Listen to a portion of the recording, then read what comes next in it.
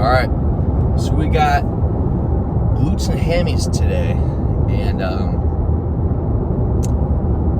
we throw in, or why you should throw in 2 separate leg days for one quad and one glute and hammy is because the amount that you need to do for both of them is a lot to throw on one day. Unless if you're a beginner and it's been about a year of working out, you can probably get away with that amount of volume. But once you start getting into it for longer, you are going to need to, maybe not need to, but you're going to have more volume, and it may make it more convenient to you to have 2 different ones. So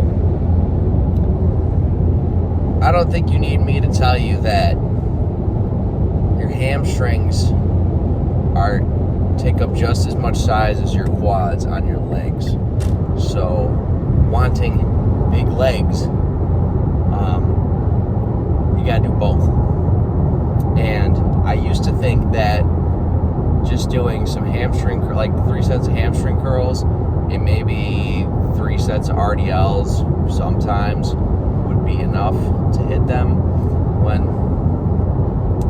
you gotta train it just like anything else. Like if you're training chest or you're training your arms or anything, you just gotta hit it as much volume and intensity than anything else. So to dedicate an entire day like I am to glute and hammy is worth it. It's definitely worth it. And I think for most people, building glutes and hammies is typically one of the tougher things to do. One, genetics, sure, but I'm not going to sit here and cope over genetics. We're going to talk about the things we can change, which leads me to the second point, which is not properly hitting them when you do exercises, such as if you're doing a deadlift or an RDL, you're mainly just hitting your lower back, and you think that you're hitting glutes and hammies days, but you can just keep hammering your lower back. And maybe this happens to me sometimes if I get a bit not lazy, less focused on the actual movement when I'm doing it throughout my entire leg day, rather than focusing on trying to actually hit my hamstrings and glutes.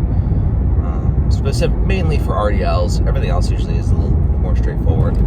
But like for RDLs, deadlifts, like if you're not really focusing on hitting them and like the time and attention and the burn for them, you're gonna have a tough time growing. Maybe growing them, but they could grow even more. So I'll lay out what I'm doing today, and hopefully this gives you more of an idea of why I do this on 2 different leg days, and not combined into a whole one leg day. I'll do 2 specifically hamstring focused exercises, which is a hamstring curl to start, and I'll just do a different variation of hamstring curl. It's just 2 different angles of hitting the hamstring. One I'll have from like a standing hamstring curl. One is a seated. You could just do all of them standing, but it helps mix it up, hitting stuff different angles, helps with different length and contractions. I mean, this is like minor details that really don't make much of a difference at all in like the grand scheme of things, but mentally it makes you feel better doing more than one thing instead of doing 8 sets of the same hamstring curl. It's like, mix it up a little bit, make it a little enjoyable. And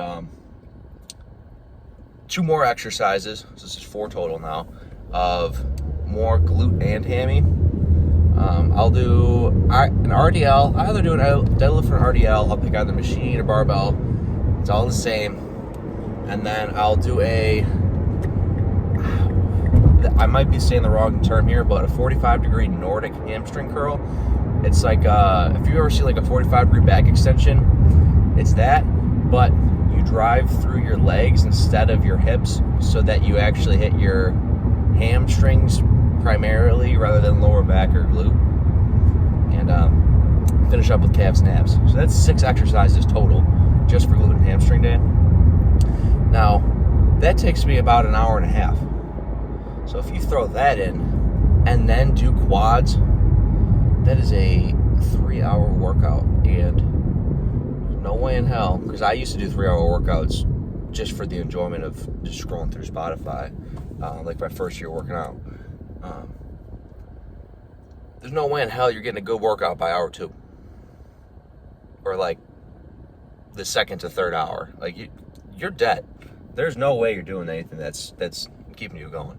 Unless if you're a caffeine junkie, which, I mean, shit, I'd take a lot of caffeine, but like, unless if you're snorting fucking caffeine, dude, like, just,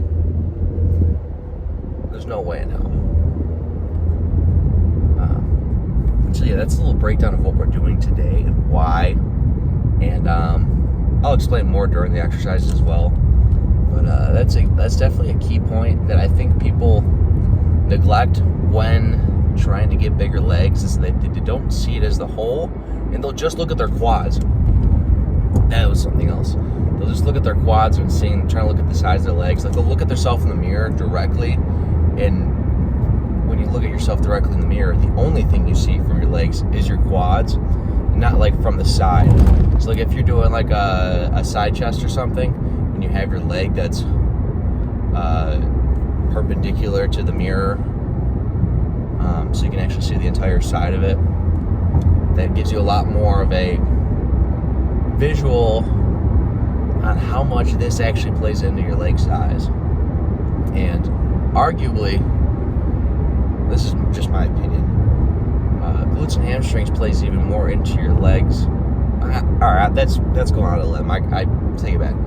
They play just as much as importance as the size of your quads.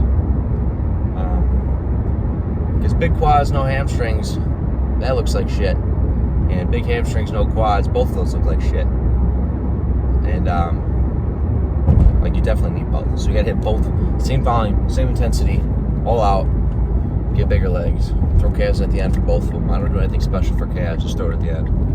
Abs. And it's a solid leg day. And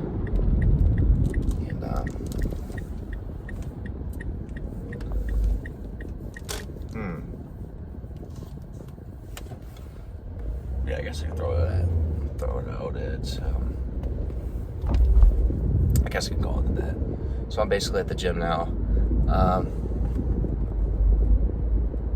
Yeah, so I will see you guys in there.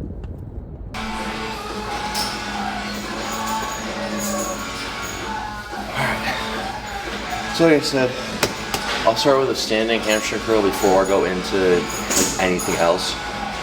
Especially doing this before going into deadlifts.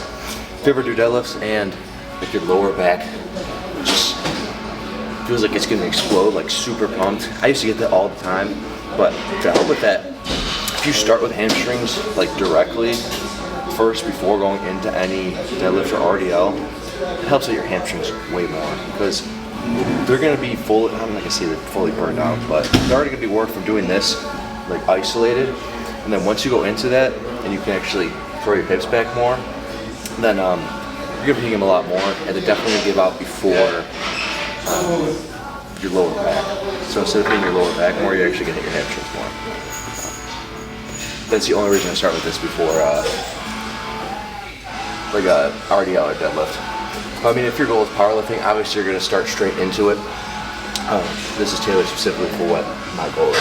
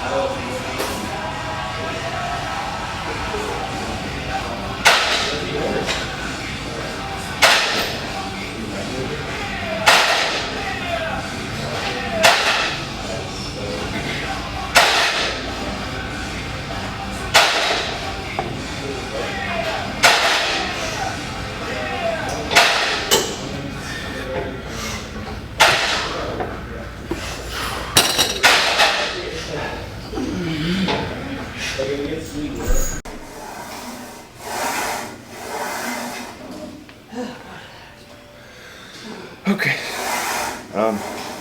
For my deadlift slash RDL movement, I like using this one. I don't even know what machine you want to call this, but the fact that it's on a fixed axle, I can throw my hips like way further back and actually get more out of my hamstrings. Because half the time, if you're doing a deadlift and RDL and your lower back is killing you, it's probably because you're not thinking about throwing the hips back during the movement. So like going down, if you do like just this, that's a ton of lower back. But instead of thinking like going up and down like this, if you think of everything is stationary and you're throwing your hips like horizontal, either that way or that way, if you're going up, it throws your hamstrings way more into it. And the fact that I'm using this that's on an axle, I can throw it way further back and not be worried about falling over. Also, part of that makes it hard is if you think you can't get your hips back far enough, it's probably because you're doing too much weight. And dropping the weight a little bit will help you throw it further back. And sometimes I catch myself doing that as well, especially if I'm using straps. I forgot my straps today, but I usually throw like 3 on each side. And half the time that I struggle to get my hips back is because it's probably too much weight to throw on my hamstrings. And the only reason I'm able to hold that much weight is because I'm using my lower back. So dropping a plate today. One, because of that, and two, because I forgot my straps, and I mean, it's tough holding that much weight without straps.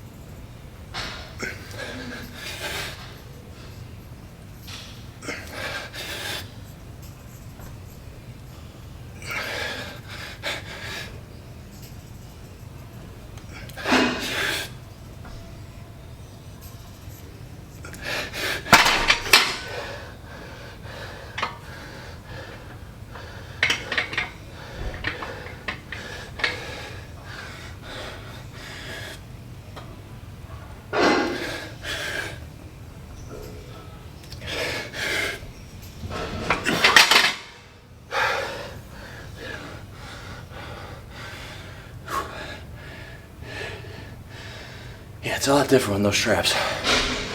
Oh, crap. That's why you see me stopping mid-set.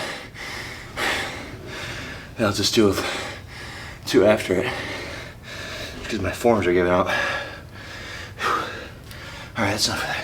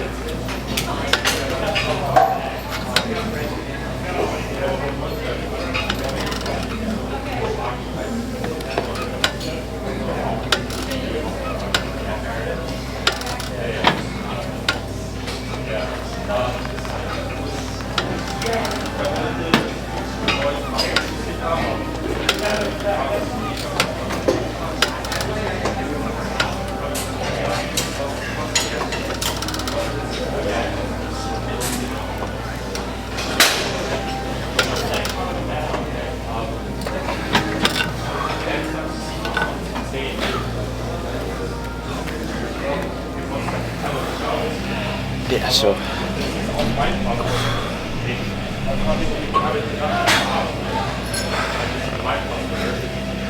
I'll throw 2 different angles for when I'm directly hitting hamstrings.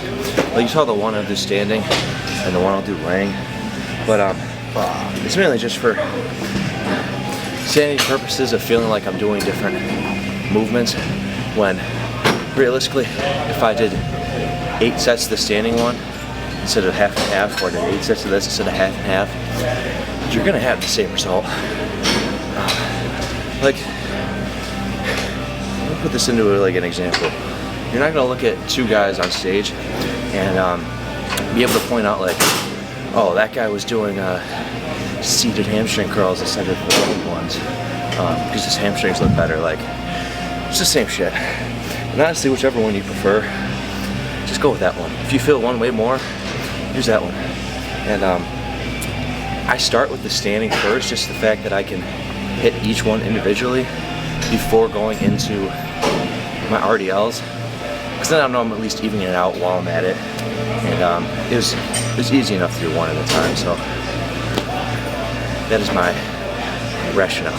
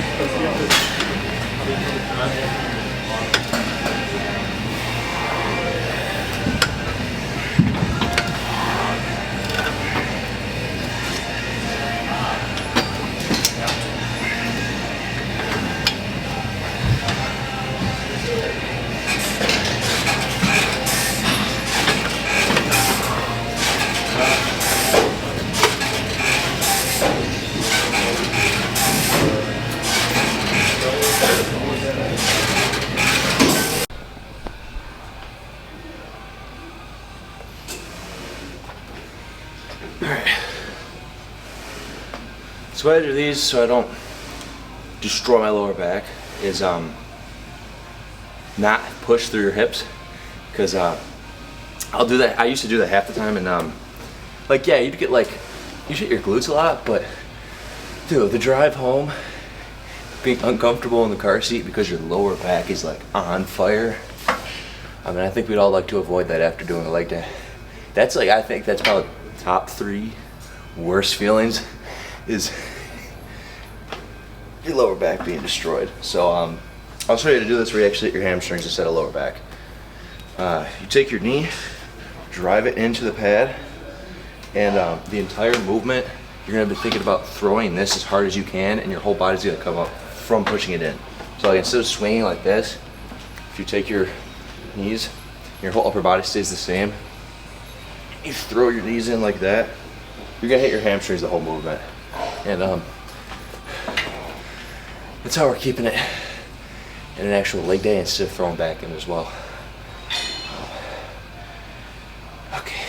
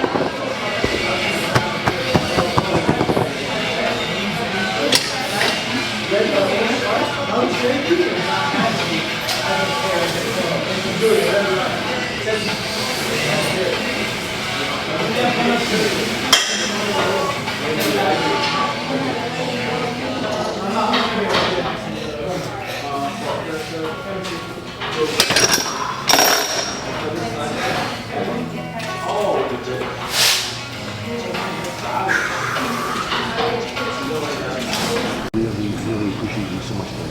I appreciate you so much. Yeah.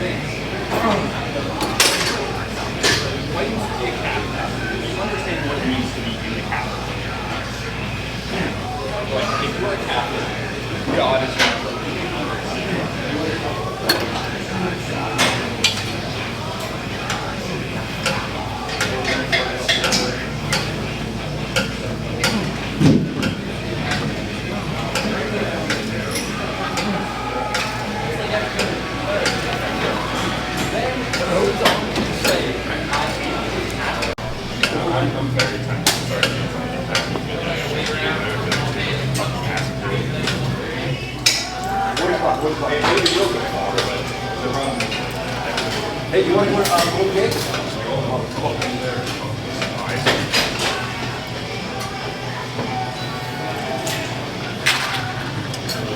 There, a lot of them are for a lot of the life a lot of the things that are going on right now and into it. Like most Republicans will not have decided into this. All right, let's go pose.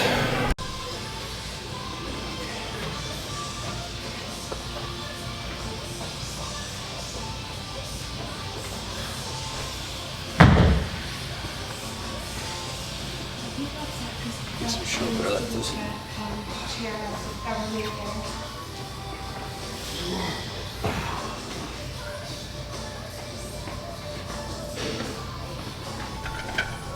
Are they upset because governors didn't get government affairs? Government relations?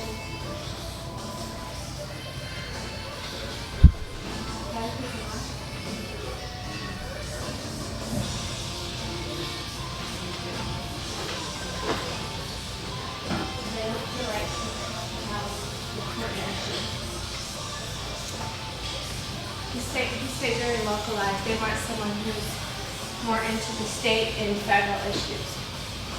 You see what I'm saying?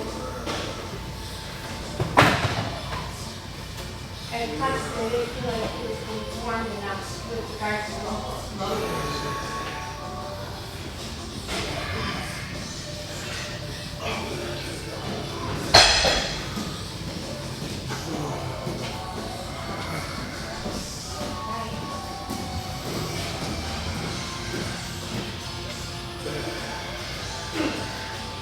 Right.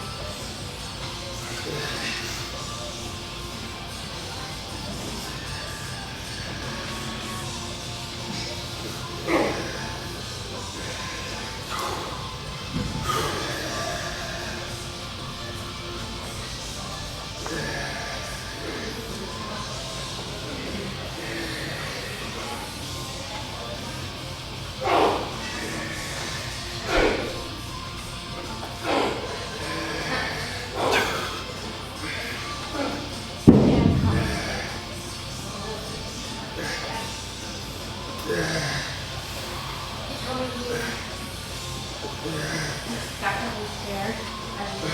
He said things were way too perfect. And he reached out to and you know, thanks for listening.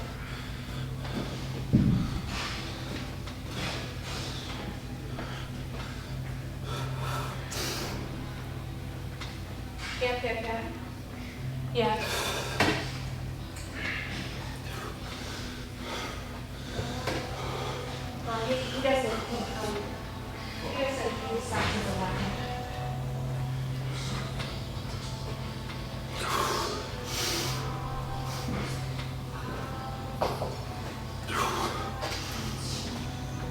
Well, let's see. I don't know. Can I fit your toolbox from your bar? Go to the bathroom.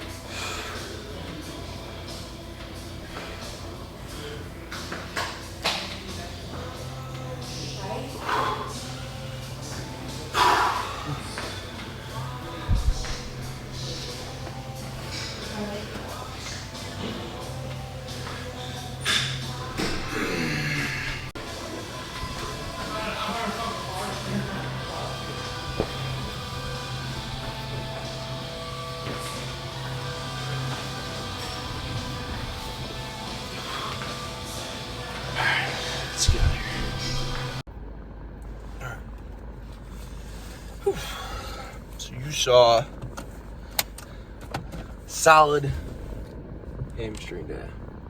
I gotta say, being 12 weeks, something like, what did I compete? July 19th, August 19th, September. I'm 12 weeks post show, just about.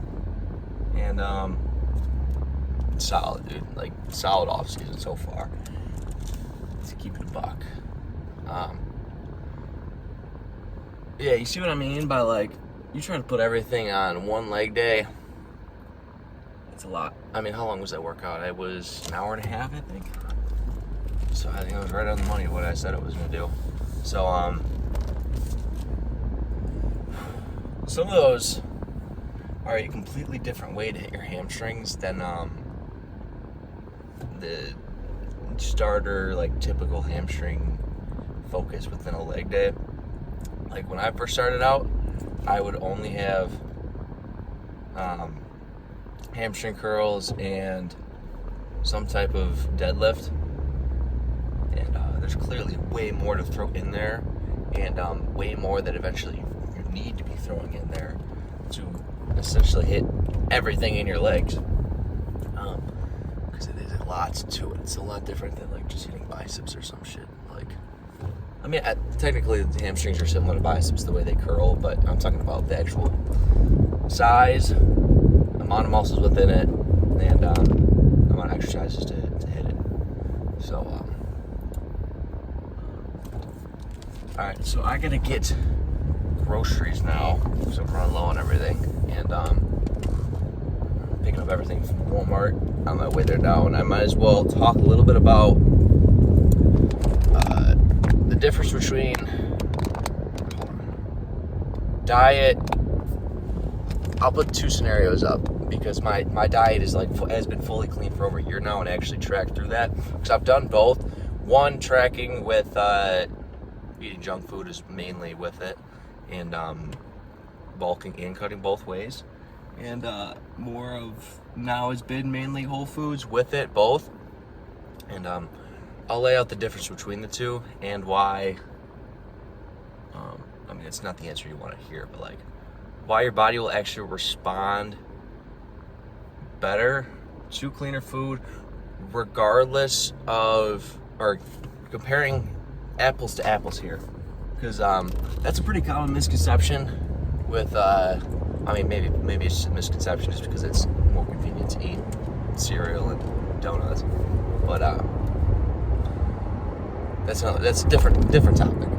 But comparing apples to apples, like, well, let's say diet A, you're in a 500 calorie surplus. Let's say it's 3,500 calories as a 500 calorie surplus for you. You have your 200 gram protein goal. You hit that, and the rest of your food that you get, you eat whatever the hell you want, whether it's cereal, donuts, you name it. And same person, diet B, 3,500 calories, 500 above maintenance. They have all whole and, like, clean eating. So it's, and let's say the macros are the same too. 200 grams of protein. They both have, I don't know, let's just say 80 or 100 grams of fat, 300 grams of carbs. That's probably not 3,500 calories, but you get where I'm going. Same diets, different sources of macros.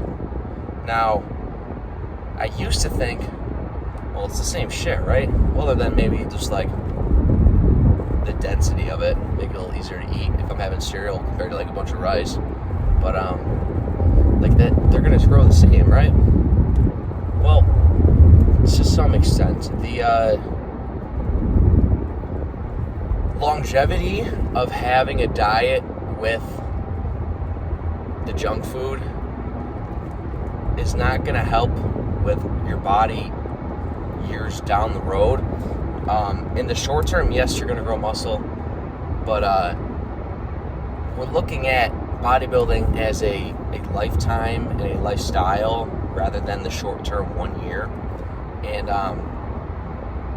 it keeps up.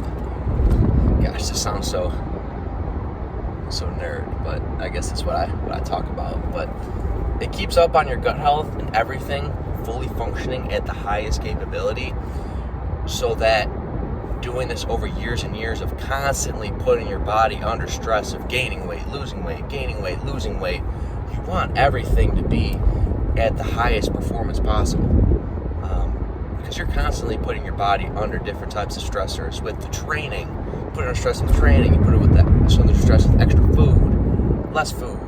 Like, it goes through a bunch of shit just to be able to form your body into what you want.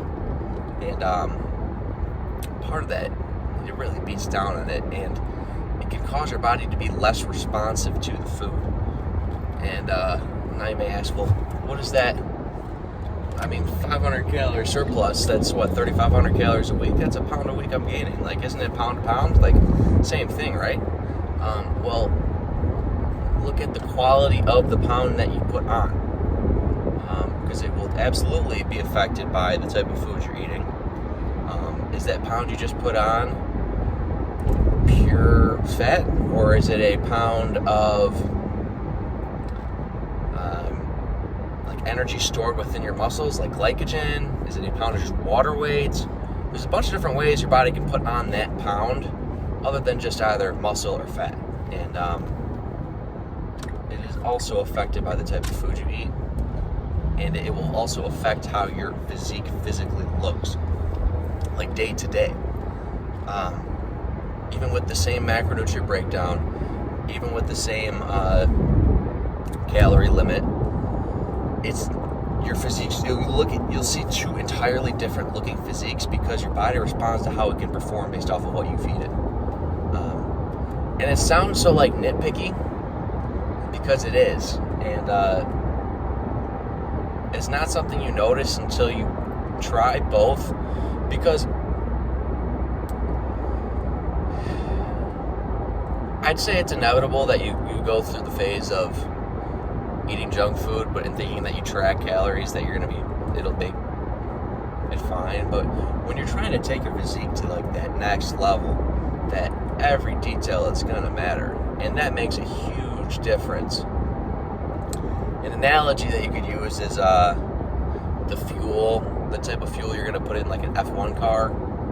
Like, are you going to put a lower grade fuel in that car when you want it to have it the high performance? It's still going to function on that lower grade fuel, but it's not going to function at its highest performance. And it also affects how your lifts are. Now, you may think having a lift off of cereal is nice, which it is nice. Don't get me wrong, I used to love doing that. But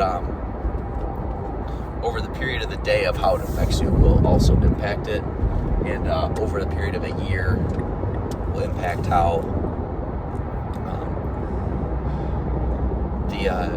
the functioning of your body overall.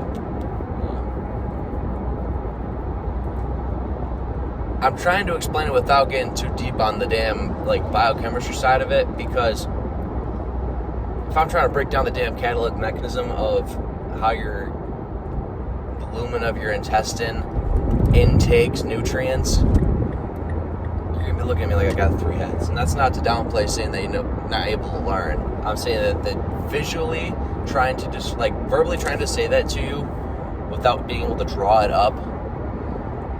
I don't got a whiteboard in front of me to actually explain that part of it. So that was the best visual I could give within the car talk, because there is more to it.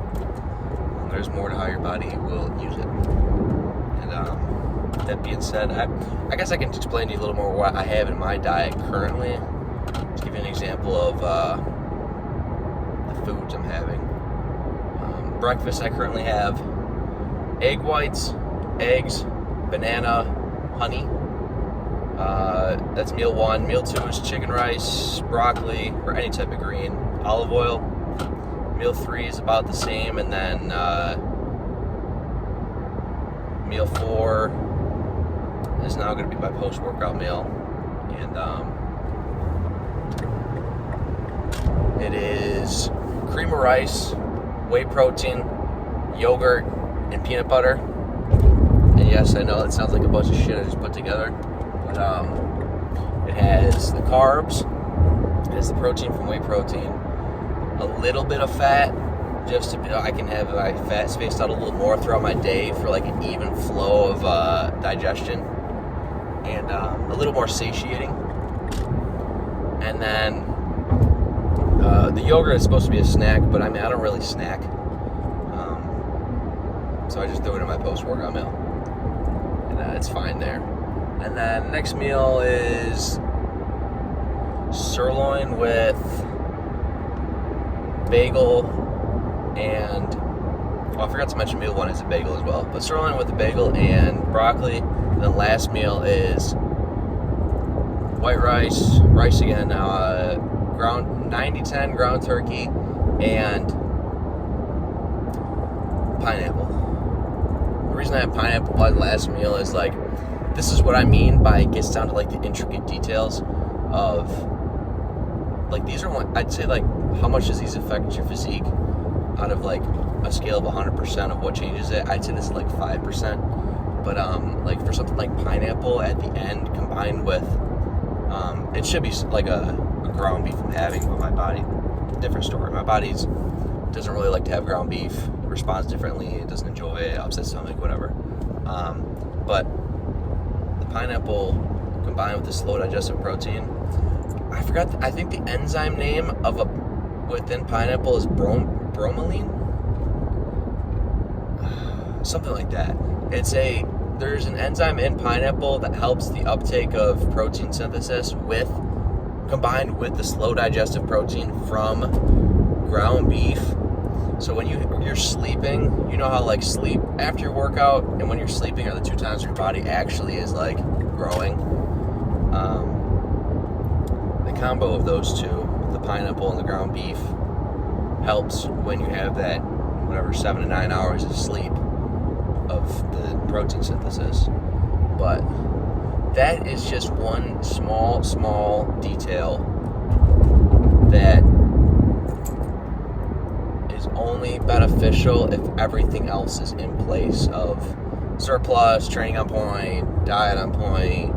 Like that's once you already got everything checked, that's like the little bonuses you get within really going the extra mile when trying to take your physique to the top performance. So you get what I mean more now of the rabbit hole goes deep of how much can go into a progression of a physique. Something as little as that.